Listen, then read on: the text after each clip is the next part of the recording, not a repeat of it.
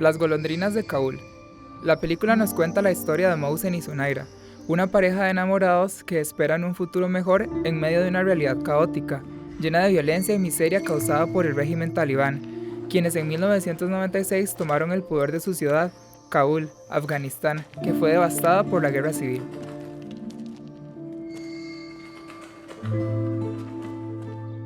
A pesar de que en los últimos 50 años los derechos de las mujeres han sido violentados por diferentes grupos para beneficios políticos, bajo el régimen talibán, los asuntos fueron más notorios sobre todo por las intenciones de convertir a Afganistán en un estado islámico.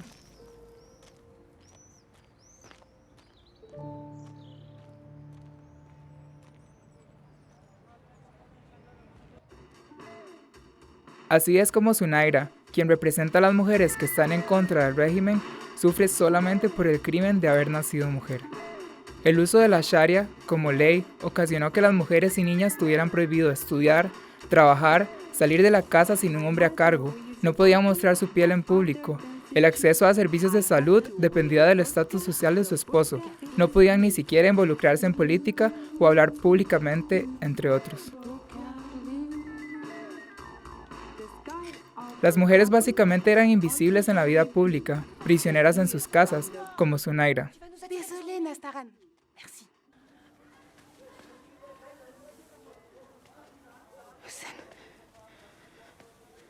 Sin embargo, la parte más lamentable de la película ocurre cuando Mohsen muere accidentalmente, y Sunaira es llevada a prisión por la policía del régimen y sentenciada a pena de muerte.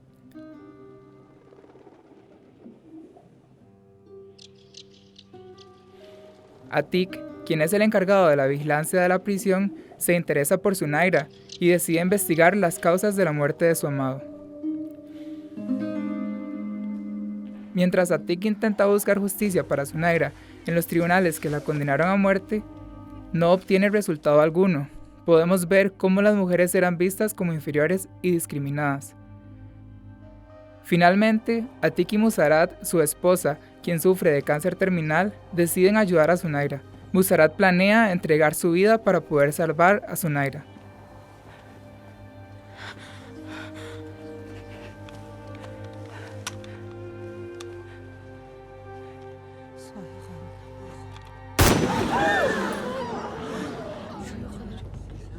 El policía del régimen descubre el plan porque logra ver que a quien asesinó fue a Musarat y no a Sunaira.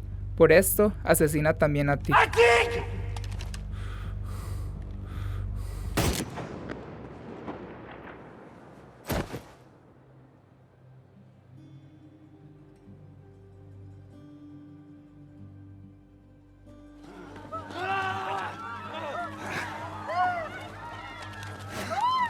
Sunaira huye hasta llegar con el profesor que en el pasado le ofreció a ella y a Mohsen la oportunidad de vivir una vida encubierta, lo cual no es un final feliz después de todo.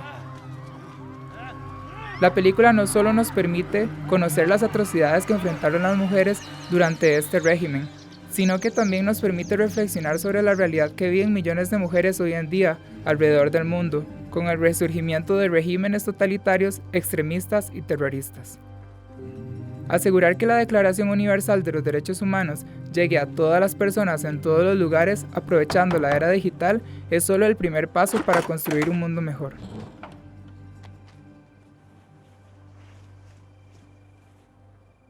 Bonjour, professeur.